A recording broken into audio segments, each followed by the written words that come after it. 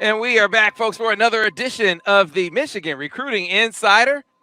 And back after some fireworks, and not just the 4th of July fireworks, the Michigan recruiting fireworks. My, what a difference a couple of days make. Now, we forecast for you a few downs, but we also kind of highlighted a few potential ups. And so if you weathered the storm, if you stayed a little patient, if you had a little perspective, then you didn't get too down with those downs when they came and you were ready. Certainly, if you were with us, if you were followed us in recruiting over the Michigan Insider a couple of months ago in the dog days of the spring, and Michigan was in the 50s in recruiting, and we told you be patient. Things were going to turn as the recruiting staff was able to, as the recruiting staff was formed and the coaching staff was able to actually start recruiting, that things would turn. Well, now we see that as Michigan is cusping on a top 10 class. To talk about all of that and what's on the horizon, is best staff in the land when it comes to Michigan football, basketball, and recruiting. It's this crew at the Michigan Insider. Starting off first, my man Brice Marich. Brice, how are you? Solid. Yeah, it was a good week. All those people that are freaking out when the class was in the 50s was never gonna end up there. So I think Michigan will be fine, like I said. And look, if things fall right, top 10 class, Steve Lorenz, that is certainly it's on the horizon that Michigan absolutely could be there when all is said and done. And we're going to focus in this episode on some of those guys that could put them there. Yeah, they're 11th right now. By average, I think they're 7th or 8th. And they already have 4 top 100s, which is the most they've had, I believe, since 22, I think was what we looked at. And those were all like late closes. Like you said, Sam, they're in for a few more guys in that top 100 range too. So potential for their best class on paper in at least a few cycles, if not longer. And, then on the back end, I still think they're taking the right guys, that those 87s and 88s who are much more likely to rise in the rankings rather than fall. We already saw what Jasper Parker, the running back commitment, move into 4-star range on the composite. We'll see if our guys catch up on that as the process continues. But yeah, no, huge day on the one day late last week. And Michigan's looking good going into July, headed towards the barbecue. Yeah, and a big time thanks for those of you who were watching the last episode and we told you about our holiday promo over on the Michigan Insider, the 50% off of annual subscription promotion. A lot of you jumped in and took advantage of that. So thank you. Appreciate you for becoming a part of the TMI family. It went so well that the promotion is still going on. So if you didn't jump in, because they extended it, if you didn't jump in, still an opportunity for you to jump in now on the 50% off of annual subscription, and it is open to monthly subscribers. People who are current subscribers have been asking, what is our perk? Where if you're a monthly subscriber and you want to become an annual, you can actually take advantage of this promo and get 50% off that annual subscription. If you aren't a subscriber at all and you want to take advantage of that promo, you can do that. If you don't want to be an annual and you want to just try it out for a month and see what further fireworks could happen this month, you can do that for $1. And if you're an annual subscriber right now and you're a full paying member, you have a perk that no one else has. You get Paramount Plus. You can take advantage of all that great programming that's on Paramount Plus. It is an outstanding perk. Everyone gets something extra when you join us over on the MichiganInsider.com.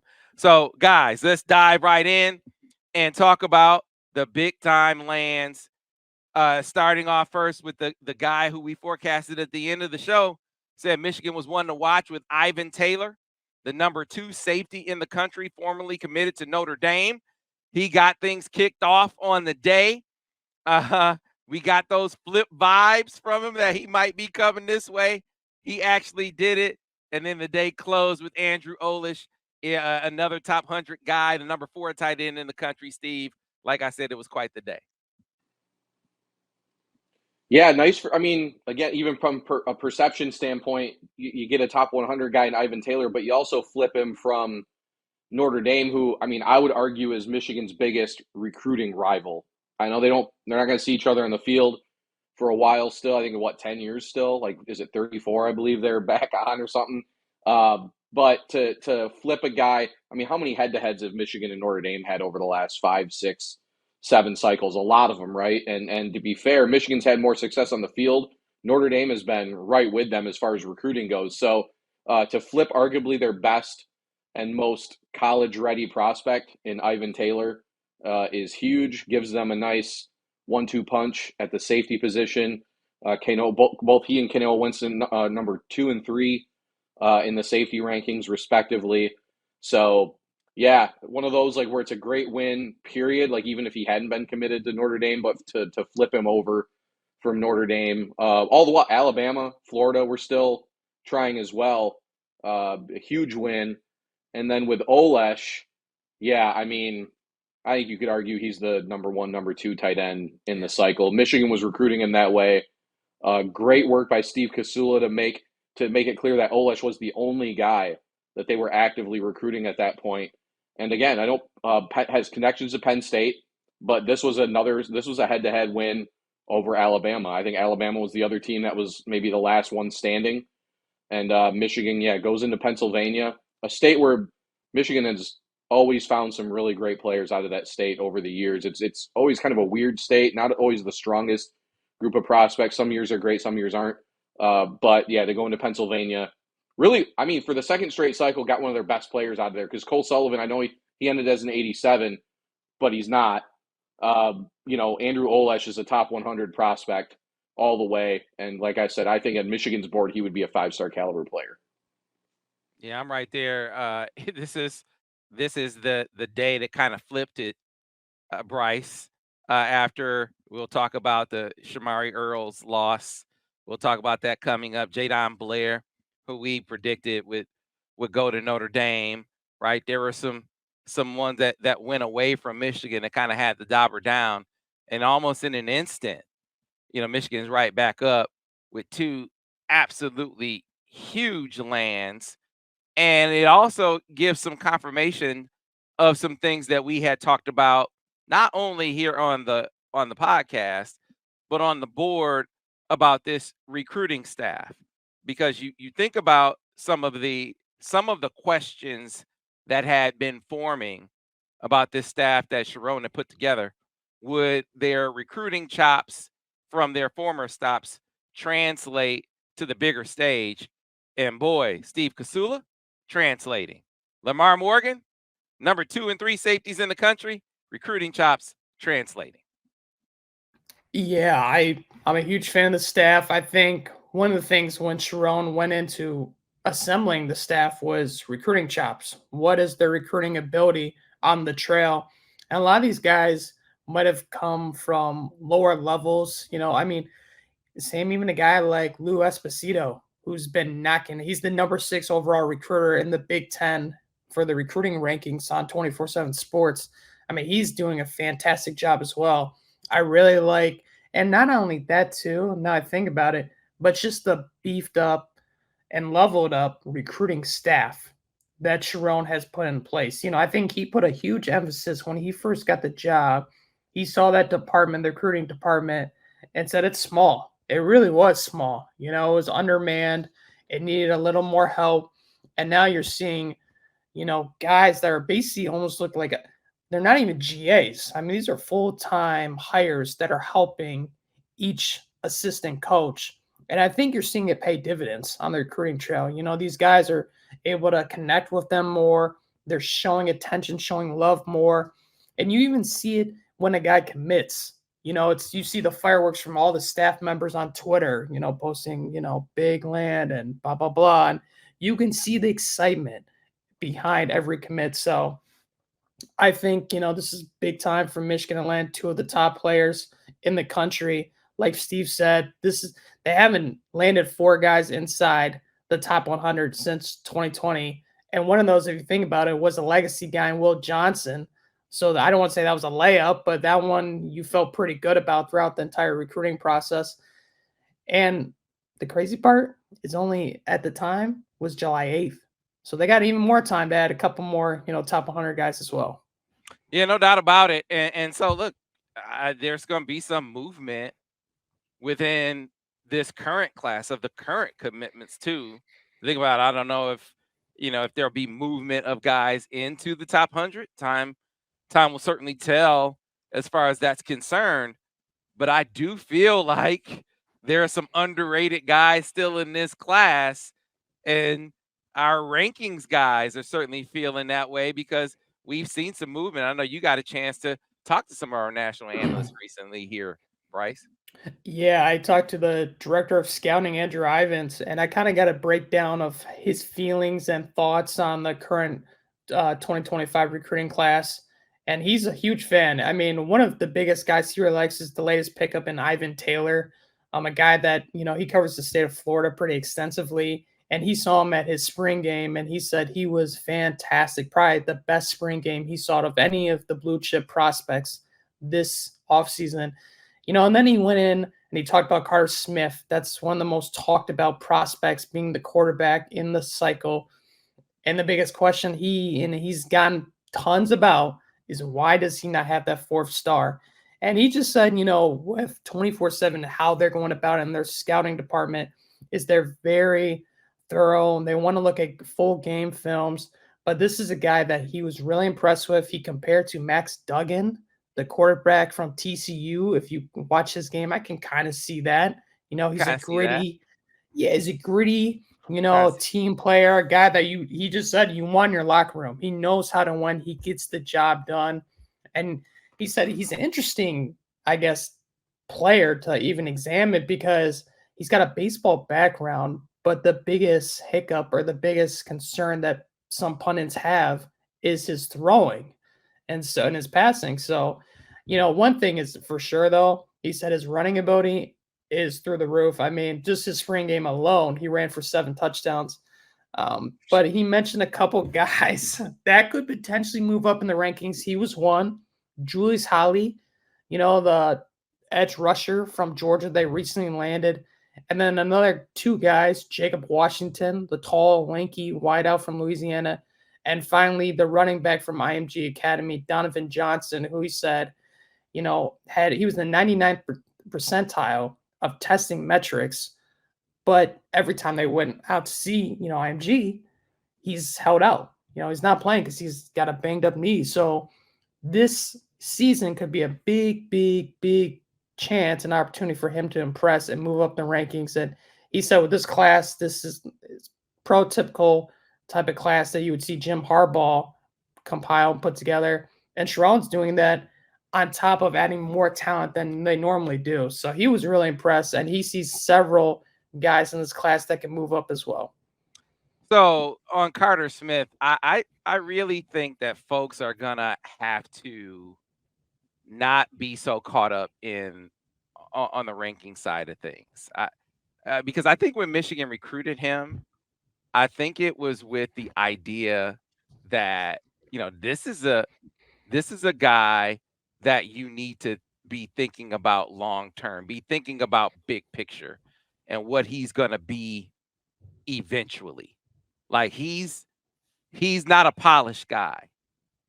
Athletic profile, size in the arm and mobility, like he'll fit. He has physical similarities to JJ. Now he's not understand when I say that, he's not JJ. Okay, he's not. I'm saying physically, height, how far he can throw the ball, how he can run around.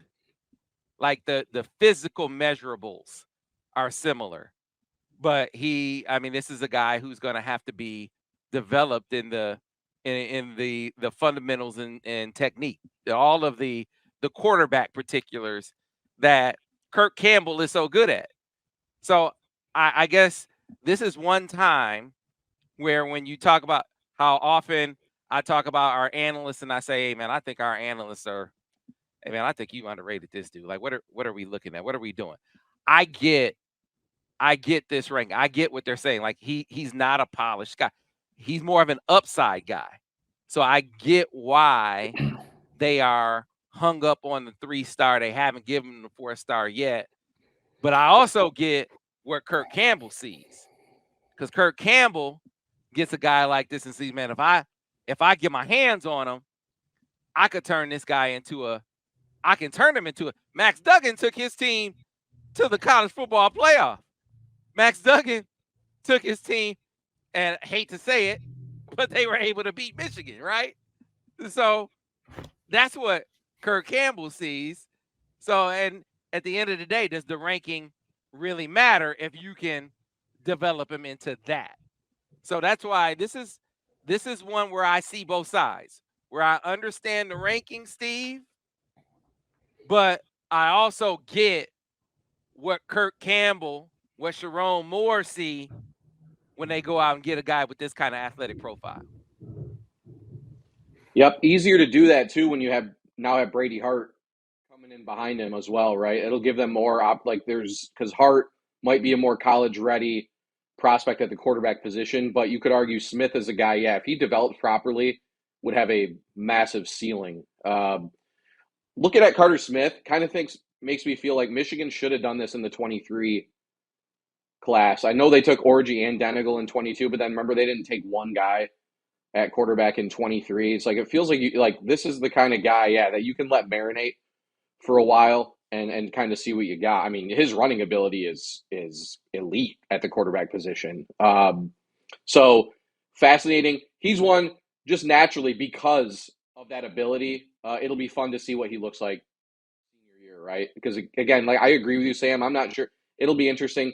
Like I got to think Andrew has seen Carter a couple times at least, I feel like. So he's already got an idea. It's tough to kind of change minds when you already kind of have an idea of what you believe on a prospect. But, a great senior season.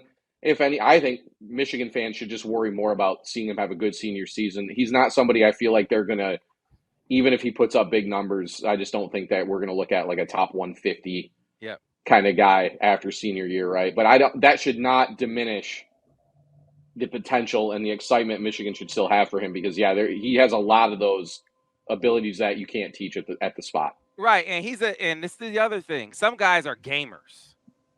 Like this, you go see him at a quarterback camp, and ask him to do all the quarterback. I mean, I'm not saying that he's not going to do some quarterback, but all the things that they rate at quarterback camps, that that are gonna make the bells and whistles go off at the Elite 11 quarterback camp. That's he's not going to make those bells and whistles go off, right? But you put him in a game and ask him to do gamer stuff, spin and throw with 3 dudes in your face. He's gonna be able to make those plays. Where did JJ finish in the Elite? He didn't win that, did he? He didn't win it. He made the finals, but he didn't. Right, but even then though, it's just not how I'm evaluating my. I think he was middle of the pack. Right. Not how I'm evaluating a future. And again, Michigan obviously not right. So like to your point, Sam. Watch the film you just turned on. The second play, he lays a dude out blocking. Pancakes a guy. That's a JJ type thing too. I remember JJ in the Big Ten championship game, right? Flying down the field to get in guys' way so that Blake could get to the end zone. That's that gamer stuff is a great way to put it. He's just, I'll say this too. When I talk to Andrew, he's such a unique prospect to evaluate and scout for them. Like you said, Steve, when you're watching highlights of quarterbacks laying out linebackers, that's not normal. That's not something you see every day when you pop in the tape for a quarterback. And so he told me, he's knocking on the door of a 4-star. He's their highest rated 3-star quarterback this cycle. So it's not like he's some middle of the pack 86. No, he's the number 20 quarterback this cycle for 24/7 Sports. But for them, he said those 4 stars they want to give after the senior season. So I know all those people want to see all these stars. You just got to be patient when it comes to Carter Smith. But he loves the pairing with him and Brady Hart, like you said, Steve. He thinks that's spectacular. And he credited Carter Smith for kind of the Brady Hart pickup, because he said Carter Smith actually pointed out Brady Hart to the coaching staff at Michigan when he was at one of the regional camps and said, this guy is a guy you guys should kind of make a move on. And Kirk Campbell and the staff did, and then they land him. And he was actually vital and pivotal in helping secure his commitment as well. So I'm not worried about the quarterback position. I know we talked about that in the last podcast, but that's one guy I'm not worried about. Yeah, and the other thing is, this is not Alex Orji, and this is not. I don't say that out of disrespect to Alex Orji. I'm saying that from the standpoint of where he is in the developmental curve. He's further along than Alex Orji was when they got Alex Orji. So it's not like it's a couple years in the incubator. This what I'm saying is when they got JJ was ready to be on the field right away.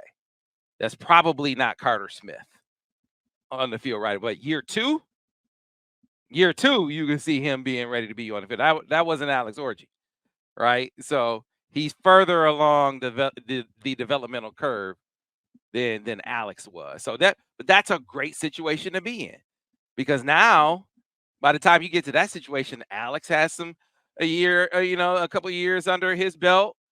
That he's been performing. Jaden Davis is in his second year in the program. Now Carter Smith, and you got Brady Hart behind him. I mean, your quarterback situation is suddenly so much better, and you can afford to have some developmental pieces in your quarterback room. I think they've stacked the quarterback position well under Kirk Campbell's watch. All right, so but you said, hey, if you're caught up in stars, that's part of it. Like, you can't have all developmental guys. You got to have some star players, and I think that's the beauty of Michigan's championship trajectory. It's maybe the model for how it's going to be done. Can you come up with that blend of having the high level 4 and 5 stars with the developmental guys? That might be the model for recruiting classes moving forward. This might be a topic for a future show. What's the optimal class? Is it a class that, has 15 top 100 guys? I'm just throwing a number. 15 top 100 guys in it, where you're going to have a high level of attrition because all of those guys aren't going to play? Or is it going to be the class that has 7 or 8 top 100 guys with, you got 7 or 8 top 300 after that, and then after that, some 7 or 8 developmental in the developmental range, where there's a mix of guys, where you got some guys that know they're on that developmental track, where they're okay with, I might sit the bench for a year or two, but they're going to hang around because they don't come in the door expecting, if I'm not on the field right now, I'm transferring. That's what Michigan was able to do, to have that high level. Will Johnson, J.J. McCarthy, Donovan Edwards, and you mix them in with the Mike Sainristil types, that you grow up, that you develop into dudes. Michigan has been able to do that. But let's talk about some more 5 stars. So, Andrew Marsh hanging out there. He's a potential guy. Andrew Babalola, he hangs out there as a potential guy. So now Marsh is going to decide probably in August. We talked about that last month. This month I know we talked about in the last episode a couple of decisions maybe happening soon. We threw Babalola out as a guy who could happen soon. Still hearing rumblings about that maybe happening soon. The only definite one I know is Phillip Wright. Phillip Wright is 3-star prospect who I think will rise in the rankings. He is coming up on Saturday, and we can revisit that. Babalola, on the other hand, we'll see. I mean, he's taken his official visits, and I'll start with you, Brice. You talked to him after his Michigan official. and I keep hearing rumblings that could come down soon. Now, Michigan was trending heavy after that visit. He's taken others, but I'm still hearing Michigan and Stanford. And I think you could Michigan match the culture and the academic profile and sort of give him the same kind of feel that he got at Stanford when he met. I mean, they threw Andrew Luck at him and they threw Condoleezza Rice at him, right? It was all about the people and all about the life after football at Stanford. It wasn't about the football. Couldn't be about the football, right? Not compared to Michigan. But that shows you that it's not just about the football with Babalola. So could Michigan match that part of it? And I just got the feel from just your interview and just, kind of Alan was talking about, just I got the feel that Michigan did that. And I started to feel at that point, well, man, I think things are trending Michigan's way at this point. Yeah, and I've been reaching out to people, and even when I talked to Andrew, I kind of got the vibe of, for me personally, this is a neck and neck battle between Stanford and Michigan. I know at one point there was buzz that maybe Stanford was the favorite, and he told me, they're one of my top players, but they're not the actual favorite in my recruitment. And I think too, when you look at that official visit from Michigan, they laid out a great, I guess, game plan for how they want to handle him and his future going forward and his development at Michigan. And this is something that Andrew Ivins kind of talked to me about just today on Babalola. And I'm going to read this quote that I wrote in this piece because it sums up kind of what he thinks of this. He says, and quote, "To me, I think Andrew Babalola needs Michigan more so than maybe some of these other programs he's considering. That's because of the track record and what they've been able to do on the offensive line in recent years under Sharon Moore. I don't think there's a program that has had as much success putting these guys in the crock pot and allowing them to bake and be ready to go. I love the potential idea of him ending up in Ann Arbor because there isn't going to be any pressure for him to play right away."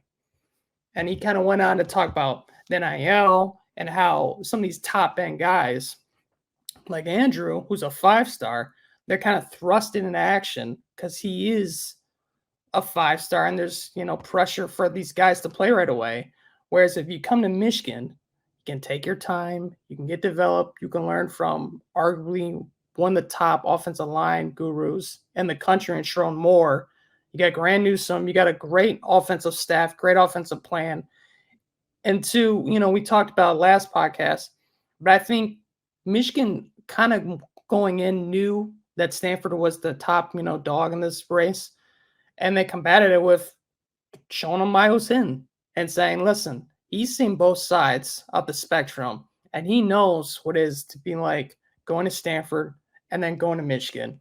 And I think he's very happy with how his decision has turned out by ending up at Michigan. So I think this is neck and neck. But if I had to pick one right now, I think I'd pick Michigan in this race for him. Yeah, Steve. Yeah, Brice and Steve, I would too. Right now, today, I think a quick decision is a decision, a near decision favors Michigan.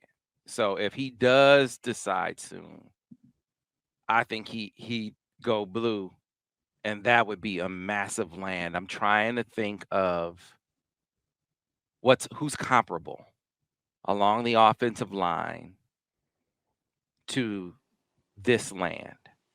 I got one. Although, well, not rankings wise, but I was going to say, to me, he's the closest thing to Grant Newsome that they've had since they've had Grant. Like I said, he's not like Babalola is more highly ranked, but as far as based on everything I've heard about him behind the scenes, like just as a player and as a kid, like as a person, he actually really reminds me of Grant quite a bit.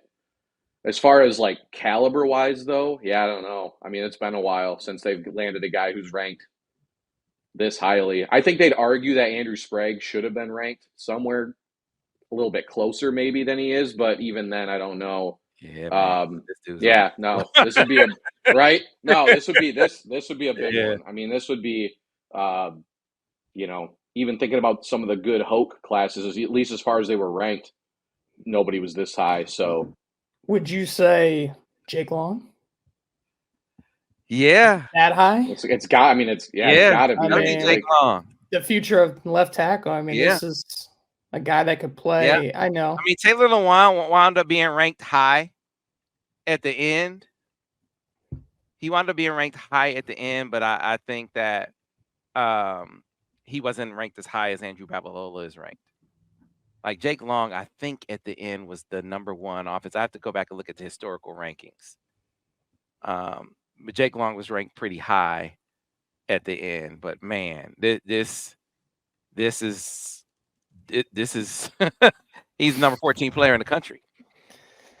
Like this would be the highest ranked player Michigan had landed since what? Rashawn Gary? Will he be the highest ranked player since Rashawn? Or Jabril? Yeah. One of those two. DBJ. Dax.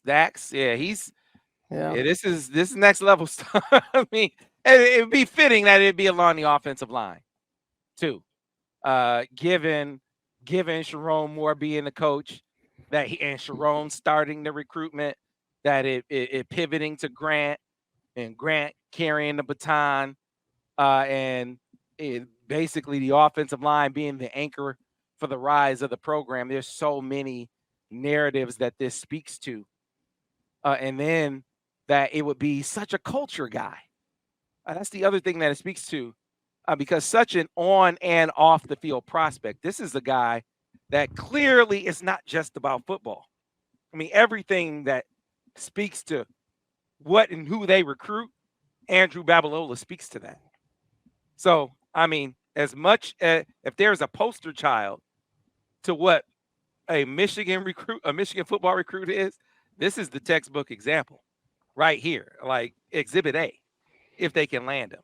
So, I mean, you got to be crossing your fingers and toes that he decides soon, and that if he decides soon, that it's indeed Michigan. I'm not, ready to pinpoint a day and say a win. It'll go down. I just keep hearing, man, it could go down real soon. It could go down real soon. It could go down real soon. It does, boy. That would definitely put Michigan in the top 10. I don't know how high into the top 10, but boy, oh boy, it would really put them up there, and that'd be a heck of an offense. I mean, Avery Gatch, Caden Strayhorn, Andrew Babalola. You got athleticism, power, mean streak. That's the other thing. Like, you watch the film on all these guys, Steve, and you see nastiness across the board. That's the other thing that I like about if they are able to add Andrew Babalola to this mix. Yeah, and a great bridge from the because the five guys they signed in 24 were all like legitimately top guys for them, right? So to bridge that with three more guys, who aren't just talented but play with that same mentality that Michigan's looking for. And I feel like what's maybe most comforting is that it just feels like the floor is extremely high for these last two classes on the offensive line. So and again, Babalola maybe the most talented of all of them. So I did look. He'd be the highest since Rashawn. He'd be the second highest since Rashawn. Third was Dax. Could you guys guess who fourth would be? I bet you can't. I can't. Cameron McGrone. Walker. Cameron McGrone. Wow. Yep. Cam McGrone ended the cycle as the 24th ranked player in the country, 5-star linebacker. So, this would be their highest ranked. So the highest since Rashawn? Because Jabril would have been 14. So if you go back to 14, he'd be the third highest, because Jabril was not number one. I think he was like number 3 or 4 or something. But Rashawn was number 1, so you can't get any higher than that. But you're talking about that caliber. We know what Rashawn and Jabril did, right? I mean, it's you're getting that caliber player. And again, I feel good about Babalola as far as like having a really high floor, just because of that mental makeup. Like, again, like everything I've heard about him as just a person, I think it just speaks to a kid who has stardom written all over him for sure. No doubt. So the rankings, we said this in the last episode as you shift gears to a decision we know is on the horizon, he being Phillip Wright. Sounds like Michigan, Georgia. The Georgia folks they seem to be feeling Michigan. I have a crystal ball in. You know, the take from LSU folks is really interesting. It's like, yeah, now, you know, you look at it, Steve, it lists an LSU offer. If you look at his profile, it lists an LSU offer. I mean, it seems like there are differing stories out there about it, whether there is one or not. The LSU take is, if we want to come back on him in November, we can get him. And you know what it made me think about? Because I think, this is my opinion, and I have a crystal ball, and I have nothing I have heard since the last episode, nothing I've heard since I put the crystal ball in, however many weeks ago, has changed my mind. My crystal ball to Michigan for Phillip Wright is still there. But it made me think about Jamar Chase. Do you guys remember Jamar Chase's recruitment? Oh, yeah. Man, Jamar Chase's recruitment for a while, going into like December, was feeling like Michigan TCU. And by the time I got down to the Under Armour camp, it was feeling like Michigan.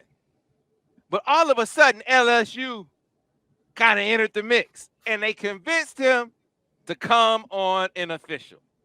And he was going to come on an official after the Under Armour game. So I went and I found I got him at the Under Armour All-American game. And man, who was our guy from the Cover 3 podcast that does Cover 3 for us? Does our Cover 3 podcast? Bud Elliott? Bud.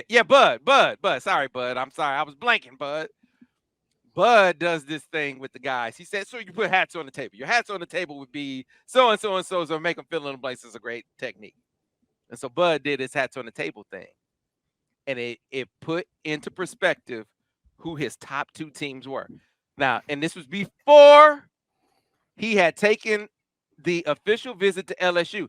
And mind you, LSU had just kind of entered the mix. And there was talk. There was all these rumors. Your dad doesn't want you to go to LSU because LSU had just entered the mix. And it was almost like people were like, oh, they're playing you. They're playing you like you're an afterthought. And the talk is your dad doesn't even want you to go there. And he addressed that in the video, but I'm not going to play all that. I'm just going to play the part where Bud is like, yeah, so you put the hats on the table. Who would it be? Just that part. I'm going to play it right now.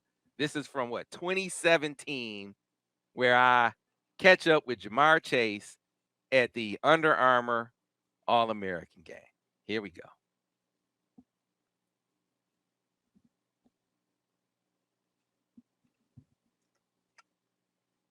So now, when it comes signing day, hats on the table. Getting any audio on that? TCU, Michigan, for sure. Yeah, TCU may not be in there. TCU may not be in there. But LSU, Auburn, Michigan, for sure will be on the table. And then maybe. So did you get that? Did you get that part? He said TCU wouldn't be in there. The only ones in there for sure are LSU and Michigan. LSU just entered the mix. It had been TCU and Michigan. LSU just entered the mix and convinced him to take an official. He takes an official visit. He takes official visits to Auburn, I think Auburn and Florida too, right? Auburn and I think Florida, but definitely to LSU. And he winds up committing to LSU. But in this interview, he says it's LSU and Michigan. Man, LSU was able to come in at the end and get Jamar freaking Chase. Steve, that's scary. That is a scary proposition, obviously, right? Because Michigan was that close with Jamar Chase, and it makes you understand that if they get Phillip Wright, like I think they're going to, the recruiting is just beginning. Because if LSU whiffs on other receivers, like they might try to come back on Jacob Washington, but it's different because you got Coach Tierney. That's Ron's coach and that's Ron's school. Same thing with Jasper. That's Ron's coach and that's Ron's school. Like they're gonna have a hard time. I mean, remember what I said about Jacob last week? LSU wanted Jacob to come camp, and Coach Tierney was like, "Nah, we got camp. We got camp. We got camp. He can't come over there." And this is LSU. Yeah, LSU's not gonna be able to come get those guys. But Phillip Wright, if they come back to Phillip Wright in November, and they're like, "Hey, why don't you come on over here?" I think Michigan. I think it's not to say that he's definitely gonna do it, but I think it's something that they're gonna have to be guarding their yard for. So again, understand, I'm not saying that Phillip Wright would waver. I wouldn't be presumptuous to say that. I'm not. I'm just giving LSU some respect and saying in their state, given that you've had guys like Odell Beckham and Jamar Chase, and I mean you got Justin Jefferson. Justin Jefferson. Yeah, right? Given that you've had guys like that, man, if they come back around in November and they're like, "Hey, come give us a look," you're gonna have to be on your P's and Q's and be ready to be a little protective, Steve and Brice. So I don't know. That makes me a little bit nervous, to say the least. So LSU has done well at Destrehan. They do have the number one player in the country at quarterback committed to their school. And then there's always those schools down south, the ones that, well, I guess in Louisiana there's New Orleans, but like Mississippi, Arkansas, Alabama, a lot of kids in those areas don't particularly want to go too far from home. A lot of them stay in their area, which is why, Michigan and other schools have always had a difficulty recruiting. What we say, they've only ever signed Jeremy LeSueur out of Mississippi in school history, ever one guy in a decent state. So yeah, there's a lot of reasons why LSU, it's good to plant this seed now so that people realize, if LSU decides to become a factor, it's not a guarantee that they will, but you have to leave yourself open to the possibility because there are a lot of reasons why. And LSU might miss on these guys. They just missed out on Decorian Moore, who committed to Oregon. They might miss out on Kalik Lockett, Jamie French. There's 3 or 4 5-star type. Derek Meadows is another one that LSU is in the top 5 for. They may end up striking out on those big-time receivers you mentioned. Like you said, Sam, they're recruiting some big-time guys there. So, yeah, I mean, if Wright has another guy who we think is going to have a really good senior season, will be very interesting to see. Just have a hard time believing he's not going to pick up the phone at least if LSU eventually does call him. So, yeah, probably best to let people know right now, that this is not – wherever he commits on Saturday, this is one, Michigan's going to have to keep chipping away at and keep working at until signing day. Yeah, so – let's close with this. We were going to talk some linebacker recruiting, but we'll push that to the next episode. Want to do a post-mortem on Shamari Earls. Told you on the last episode that Michigan had to get through the week. If they could make it through the week and get them to come to the barbecue, first make it through the week, and then you're fine, and you get them back on a visit, and now you got a shot. If you didn't make it through the week, he was going to go to Georgia. Well, they didn't make it through the week. He went to Georgia. So now, and give them credit. They did a great job. They convinced him of how much they needed him because they didn't have a corner in the class. They wowed him with their star-studded coaching staff, and all of that won the day. And so they wound up getting their man, a tremendous player, in Shamari Earls. So where do they pivot?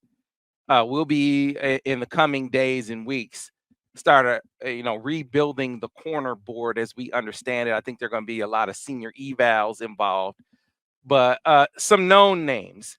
maybe the most known name is a guy that's already been to campus and is going to return to campus on an official visit here for the barbecue, Brice, and you just confirmed that. But one Mr.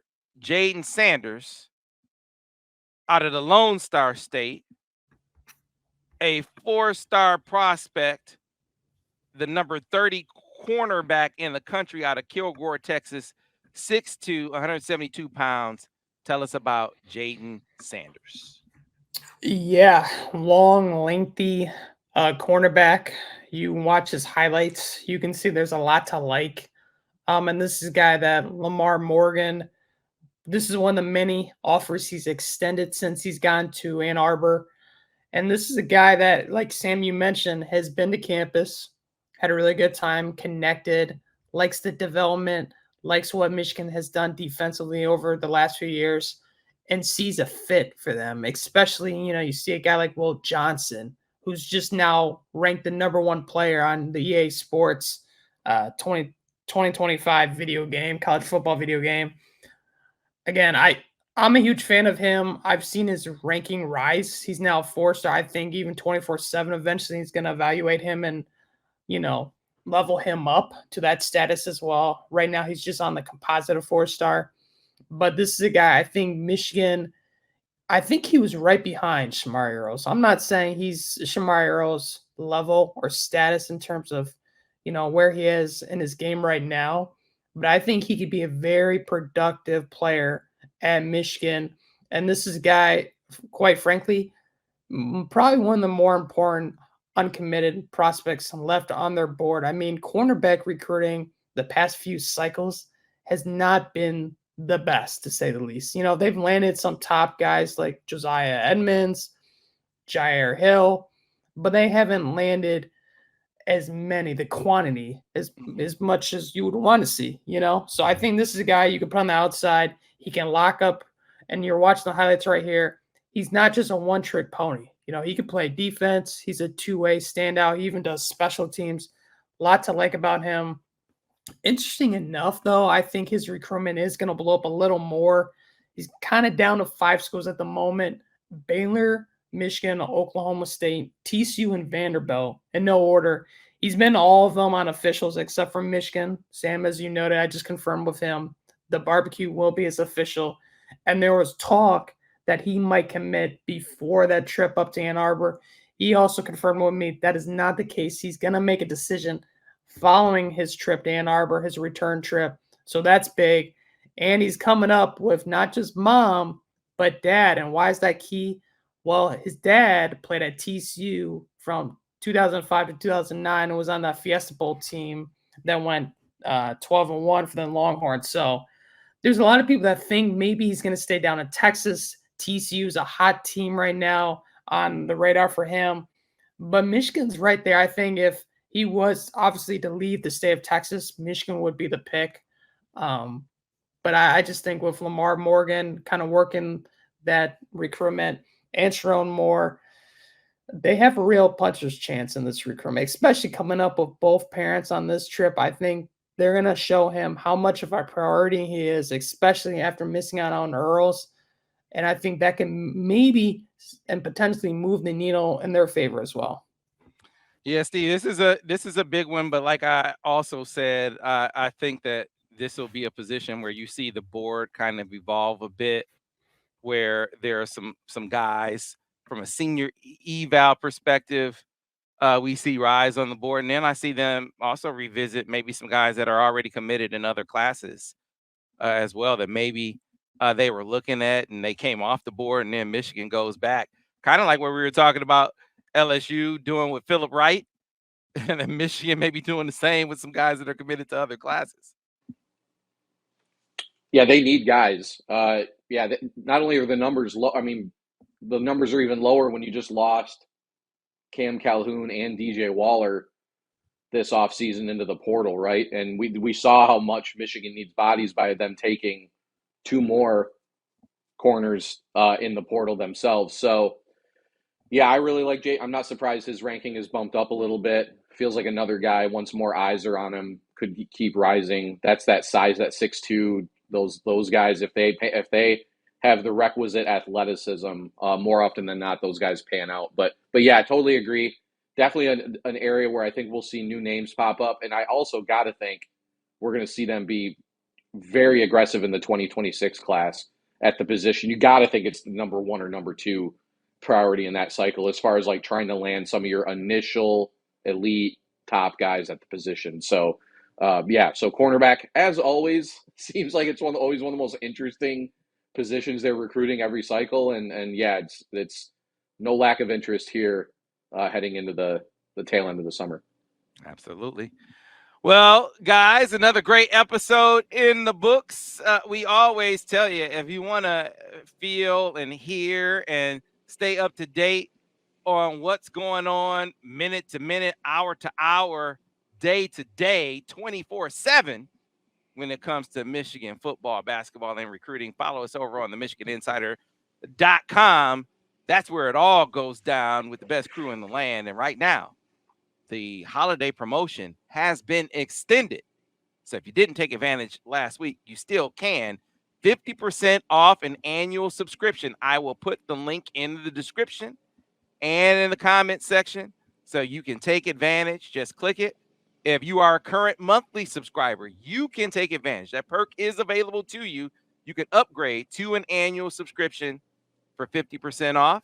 If you are not a subscriber and you don't want to be an annual, you just want to try it out for a month, you can do it for $1. That's a promo that's available to you as well. And you folks who have been loyal subscribers, who are full paying annual subscribers, again, the perk you get, Paramount Plus, that is available to you and to you exclusively as full-time annual subscribers.